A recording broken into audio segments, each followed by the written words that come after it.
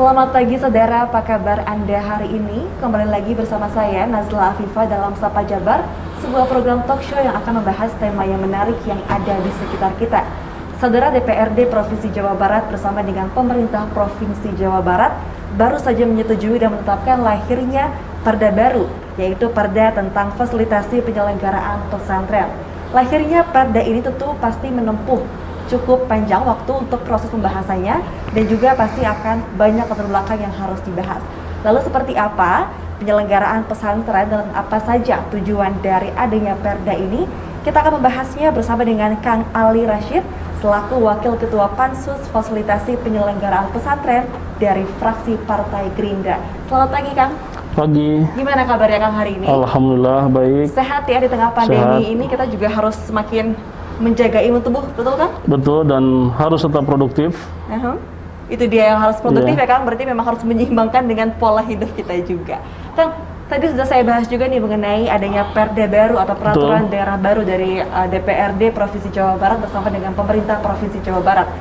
Sebetulnya nih Kang, boleh diinformasikan mengenai dasar pertimbangan apa nih yang dinilai memang penting sehingga perlu lahirnya Perda tentang fasilitasi penyelenggaraan pesantren ini, Kang?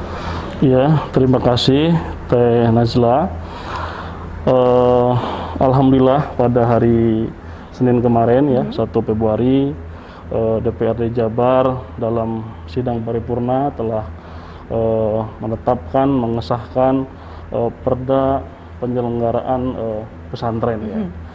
Tentu yang menjadi latar belakang yang pertama ini ada aspek historis ya, ada aspek sejarah di mana kita ketahui bersama bahwa pesantren sudah ada jauh sebelum Indonesia merdeka ya. Bahkan peran para tokoh pesantren dalam hal ini ulama juga banyak sekali peranannya dalam konteks perjuangan kemerdekaan. Misal ya, saya ingin sebut ya, itu 1418 itu udah ada pesantren Syekh Kuro di Karawang ya. Kemudian tahun 1500 sudah ada pesantren Budeg di Karangpawitan ya, di Garut di Limbangan. Kemudian tahun 1785 juga udah ada pesantren Buntet di Cirebon. Kemudian tahun 1927 sudah ada pesantren Sukamanah di Tasikmalaya. Kemudian tahun 1935 ada pesantren Cijantung di Ciamis. Kemudian ada pesantren Persis Pajagalan tahun 1936 ya. Dan banyak lagi pesantren yang lainnya. Nah, salah satu pimpinan pesantren yang tadi saya sebutkan tadi di Sukamanah di Tasikmalaya ya, namanya Kiai Haji Zainal Mustafa ya. Jadi beliau seorang ulama di Jawa Barat yang jelas-jelas melawan tentara Jepang ya pada tahun 43 ya. Jadi beliau mengkonsolidasi pesantren ya untuk melawan penjajahan Jepang ya. Nah, bahkan kemudian kalau kita runut lagi sejarah ya, yang sejarah lain misalkan bagaimana keterlibatan Hadratus Syekh Hasyim Asy'ari ya dalam perjuangan 10 November ya, yang mana itu adalah tokohnya Bung Tomo, tapi sebetulnya cikal bakal itu adalah resolusi jihad ya yang disampaikan oleh Mbah Hasyim, yang mana salah satu isinya adalah memfatwakan wajibnya jihad kepada santri, kepada umat Islam dan masyarakat dalam radius 94 km. Gitu. Bahkan yang lainnya misalkan setelah itu kan Mbah Hasyim Asy'ari itu kan berjuang kira-kira konteksnya mempertahankan kemerdekaan. 3 bulan ya setelah Indonesia merdeka, ada penjajah yang ingin kembali menjajah Indonesia. Iya, betul. Bahkan setelah itu ya, ulama terkemuka ya, seorang negarawan namanya Muhammad Nasir ya, tokoh Persis, kemudian Masyumi, Dewan Dakwah Islam Indonesia ya, beliaulah yang mencetuskan soal konsep NKRI yang dikenal dengan Musik Integral Nasir gitu. Itu yang pertama ya, aspek historisnya, latar belakang aspek historisnya ya, aspek sejarah pesantren ya. Begitu begitu besarnya terhadap kontribusinya terhadap bangsa Indonesia. Betul. Jadi pesantren itu bukan hanya mencerdaskan kehidupan bangsa, tapi dia juga mencetak para pejuang di Republik ini. Oke. Kemudian yang kedua ya, tentu ini adalah soal komitmen gubernur sendiri ya, karena soal pesantren ini tercantum dalam RPJMD ya, yang merupakan visi misi gubernur, sehingga berkat kerjasama Pemprov dan DPRD Jabar, perda ini bisa diwujudkan. Oke, kemudian Kang mengenai dengan sudah lahirnya nih perda mengenai fasilitasi penyelenggaraan pesantren ini, sebetulnya Kang apa nih yang menjadi harapan awalnya nih dengan perkembangan pesantren dalam konteks pembinaan dan juga pemberdayaan pesantren untuk selanjutnya seperti apa ini Kang? Betul. Nah dalam pembinaan pesantren ini tentu ini dalam rangka meningkatkan pengetahuan, wawasan dan keahlian sumber daya manusia pesantren ya. Sumber daya manusia pesantren itu di dalamnya itu ada ustadz, ada kiai, ada tenaga pendidik, ada santri. Nah, ini kira-kira apa? Nah, ini dalam rangka penyelenggaraan pendidikan dan pelatihan, kemudian penyelenggaraan halaqah, workshop dan seminar, kemudian pemberian beasiswa bagi sumber daya manusia pesantren, baik di lingkungan pesantren maupun nanti misalkan ketika mau melanjutkan ke pendidikan yang lebih tinggi kemudian fasilitasi dalam rangka meningkatkan pengetahuan, wawasan dan keahlian. Kemudian terkait masalah pemberdayaannya ya, jadi kita ingin bahwa pemberdayaan yang dimaksud di sini adalah pemberdayaan kemandirian ekonomi di pesantren ya. Jadi kemandirian ekonomi di pesantren maupun di lingkungan masyarakat. Jadi kita ingin ke depan, dan saya kira juga sebetulnya di pesantren kita juga sebetulnya sudah ada beberapa pesantren yang punya usaha ya. Misalkan yang saya tahu di Tasik itu ada pesantren Idrisia, dia punya tambak udang. Nah, tapi yang kita perlukan di sini adalah kehadiran negara ya, dalam hal ini Pemprov, dalam memajukan kemandirian ekonomi di pesantren maupun di lingkungan masyarakat ya, di lingkungan sekitar pesantren, sehingga perekonomian di lingkungan pesantren dan pesantren juga betul-betul maju. Nah, di sini perlu adanya kehadiran Pemprov, bagaimana caranya misalkan nanti memberikan akses permodalan dan lain sebagainya gitu. Jadi memang dengan adanya kehadiran dari pemerintah Provinsi Jawa Barat pun membantu untuk memandirikan ekonomi dari pesantren sendiri ya Kang ya. Oke Kang, kita jeda dulu ya, nanti kita bakal lanjut lagi nanti. Saudara jangan kemana-mana, karena seusai jeda kami masih akan berbincang bersama dengan Kang Ali dan masih akan membahas mengenai fasilitasi penyelenggaraan pesantren. Tetaplah di Sapa Jabar.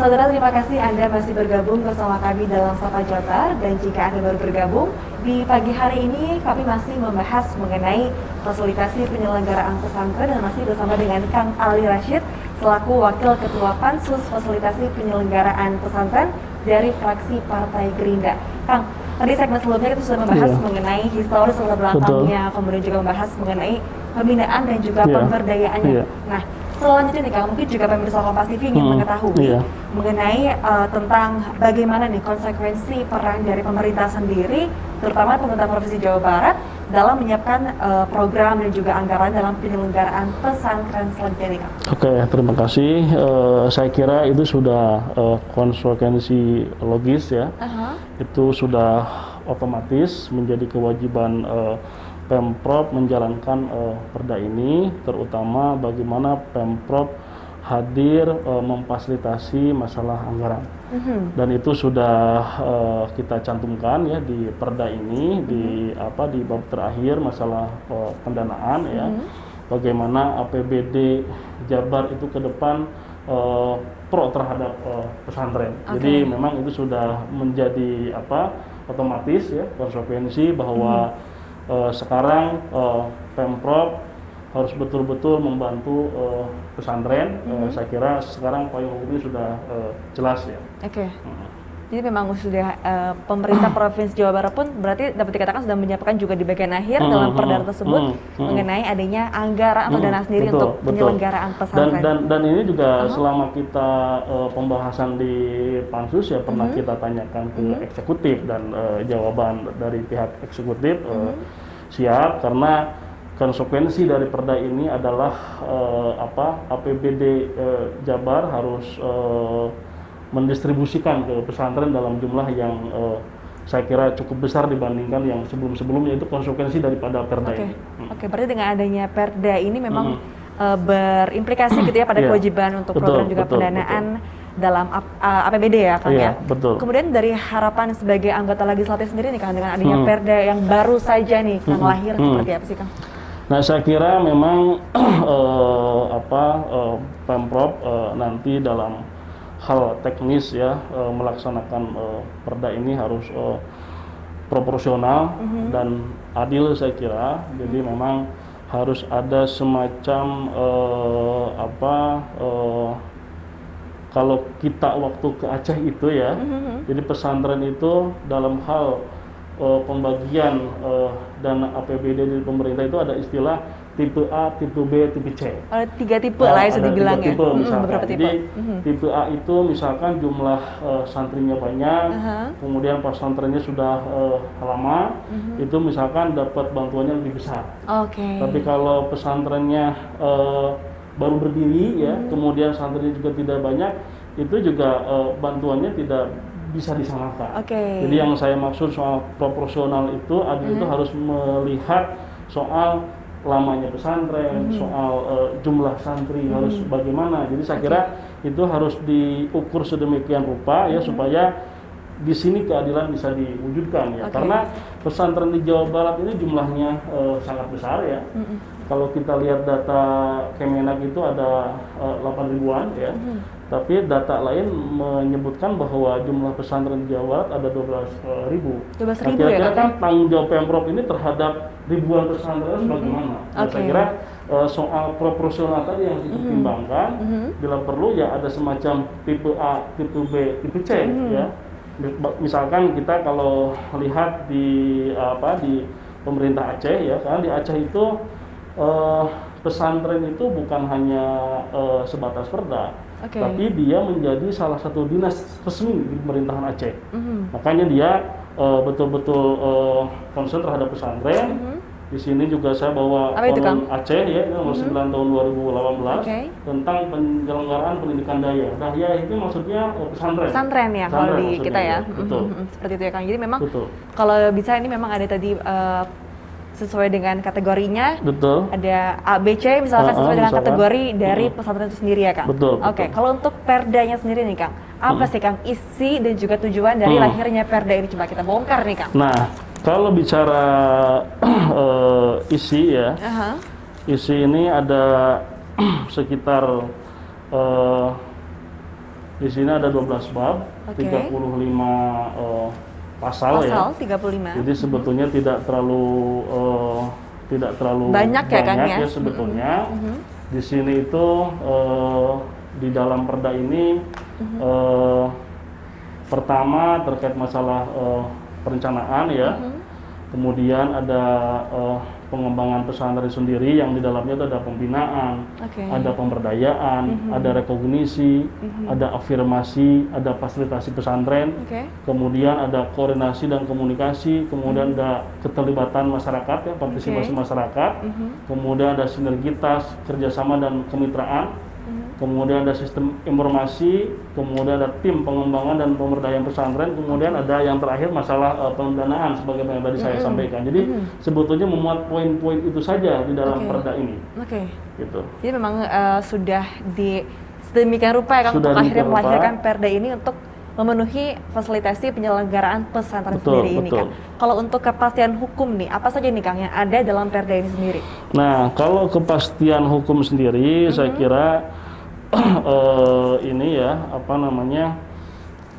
kepastian hukum ini kan kira-kira ini menjadi kewajiban pemerintah ya. Jadi pemerintah Pemprov dalam ini sekarang sudah punya payung hukum membantu pesantren ya.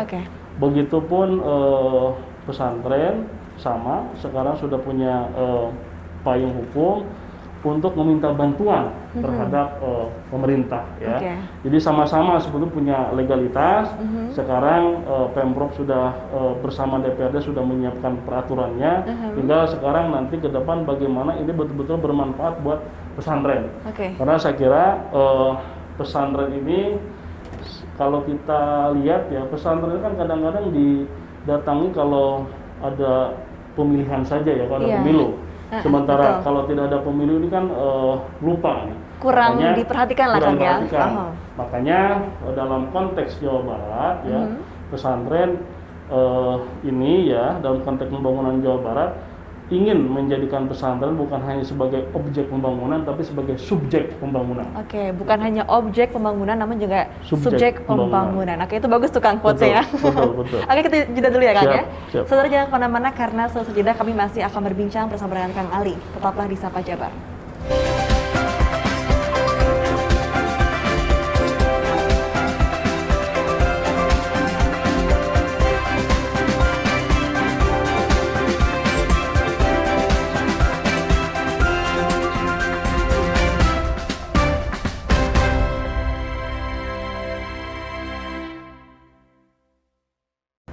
Saudara, terima kasih Anda masih bergabung bersama kami dalam Sapa Jabar. Dan jika Anda baru bergabung di pagi hari ini, dalam Sapa Jabar masih bersama dengan Kang Ali Rashid selaku Wakil Ketua Pansus Fasilitasi Penyelenggaraan Pesantren dari fraksi Partai Gerindra.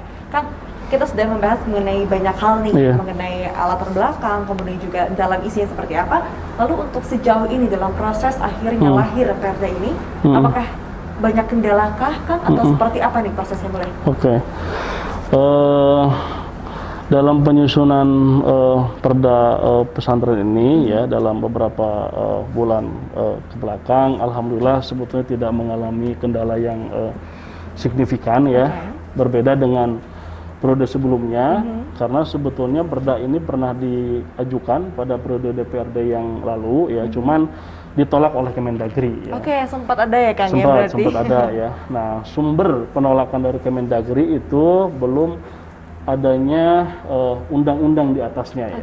Nah, sekarang karena sudah ada undang-undang pesantren ya, tahun 2019 nomor 18, makanya alhamdulillah proses Perda ini ya, lahirnya Perda ini berjalan cukup baik ya, sangat baik ya. Dan karena kita optimis Perda ini lolos, makanya kami juga sebetulnya sowan ya ke para ulama di Jawa Barat ya, sowan meminta nasihat, arahan apa yang harus diakomodir terhadap poin-poin di Perda ini. Misalkan ya kami datang ke Cirebon itu, kami datang ke Ciwaringin, saya kira itu pesantren yang sudah lama berdiri ya, itu kalau nggak salah tahun 1700-an ya. Kemudian di Tasik kita datang ke pesantren Cipasung ya, kemudian ke pesantren Manunjaya ya. Kemudian beberapa kabupaten kota yang lain kita datang ya dalam rangka meminta arahan ya, nasihat kepada para kiai, termasuk kita datang juga ke pesantren yang ada di Yogyakarta, kemudian di Jawa Tengah, termasuk kita juga menghadap ke Habib Lutfi ya di Pekalongan. Kebetulan beliau selain sebagai seorang ulama yang karismatik ya, beliau juga seorang one team press, makanya kita minta arahan beliau supaya Perda ini betul-betul selesai ya dan bermanfaat buat umat. Jadi memang tidak ada kendala sebetulnya, yang pasti kita meminta arahan masukan kepada para ulama di Jawa Barat, bahkan di beberapa provinsi lain, termasuk tadi saya bilang kita datang juga ke Aceh ya, karena di Aceh ternyata sebagaimana tadi saya di awal bilang, di Aceh itu pesantren menjadi salah satu dinas resmi ya di Aceh. Jadi kenapa kita datang ke Aceh? Karena ternyata Aceh sudah terlebih dahulu memberikan perhatian terhadap pesantren. Gitu. Oke. Jadi memang dalam proses yang cukup dapat dikatakan cukup panjang ini ya Kang ya. Yeah. Mulai dengan adanya perbandingan dengan beberapa pesantren di beberapa wilayah di Indonesia, kemudian juga studi ke beberapa wilayah di Indonesia yang juga bisa dikatakan konsultasi terlebih dahulu ya Kang ya. Betul. Oke, akhirnya setelah lahir nih Kang Perda ini, lalu apakah ada pengawasan nih Kang seperti apa nih untuk berjalannya Perda ini sesuai dengan harapan? Iya. Nah, dalam hal pengawasan di dalam Perda ini sebetulnya juga di bab 9 ya. Oke. Di bab 9 itu ada tim pengembangan dan pemberdayaan pesantren. Ini memang fungsinya dalam pengawasan. Saya bacakan ini di pasal 30 ayat 2 itu disebutkan bahwa tim pengembangan dan pemberdayaan pesantren beranggotakan pemerintah daerah, Kementerian Agama, kalangan pesantren, asosiasi pesantren, profesional dan pemangku kepentingan. Kemudian tugasnya apa nih tim pengembangan ini? Tugasnya itu pertama memberi masukan terhadap konsep perencanaan program pembinaan, pengembangan, rekognisi, afirmasi dan fasilitasi pesantren, penyusunan klarifikasi pesantren, kemudian pemberian konsultasi kepada pesantren, kemudian pemberian rekomendasi pada unit kerja dan perangkat daerah terkait dalam rangka pembinaan, pengembangan, rekognisi, afirmasi dan fasilitasi pesantren. Jadi memang sudah kita siapkan ya di dalam draft Perda ini supaya Perda ini betul-betul dijalankan dengan maksimal. Jadi di tim pengembangan ini ya bukan hanya pemerintah, tapi kita melibatkan unsur dari pesantren itu sendiri. Oke, jadi bukan hanya satu pihak saja pemerintah, namun juga unsur atau pihak dari pesantren pun diikut sertakan ya kan dalam pelaksanaan Perda ini. Apalagi yang baru lahir, jadi pasti diharapkan memang sesuai dengan harapan dengan lahirnya Perda ini, Kang. Kemudian mengenai manfaat dan juga mungkin harapan secara umumnya nih, Kang. Dengan lahirnya Perda ini seperti apa sih, Kang? Nah, kalau manfaat dan harapan ya tentu kami menginginkan bahwa memang ke depan ya Pemprov betul-betul memfasilitasi apa yang diinginkan oleh pesantren ya, apalagi sekarang sudah legal ya, sudah ada perdanya. Cuma nanti secara teknis mungkin Pemprov harus membagi ini secara proporsional ya. Yang jelas dengan hadirnya Perda ini pesantren akan lebih diperhatikan. Ya. Jadi selama ini bukan tidak diperhatikan, tapi dengan adanya Perda ini akan lebih diperhatikan. Dan saya kira kita sama-sama ya menunggu janji Pemprov ya, dalam hal ini Gubernur bersama DPRD karena telah mengesahkan Perda ini. Oke, seperti itu ya Kang. Jadi memang keterlibatan dari semua pihak juga gitu kan. Memang dapat dikatakan memang selama ini pesantren bukan tidak diperhatikan kan. Cuman kita lebih memfokuskan terhadap penyelenggaraan pesantren di Indonesia pastinya, terutama di Jawa Barat ini Kang. Oke Kang, terakhir dari Akang sendiri ini, mangga harapannya dengan lahirnya Perda ini ke depannya seperti apa Kang? Mangga?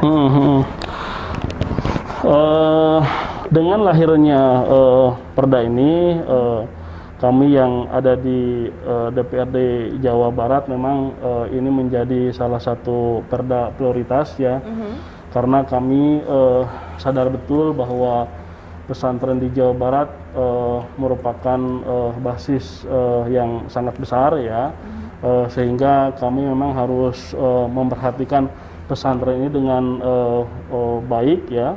Bahkan saya kira teman-teman yang ada di DPRD Jabar sekarang juga banyak yang dari kalangan pesantren ya, termasuk dari eksekutif sendiri. Saya kira Pak Gubernur juga kakeknya seorang ulama, kemudian Pak Wakil Gubernur juga sama ya, orang tuanya seorang ulama. Saya kira teman-teman di DPRD juga demikian ya, bahkan banyak di antara kami yang memang santri ya. Jadi kami hadir di sini ya, alhamdulillah Perda ini sudah selesai.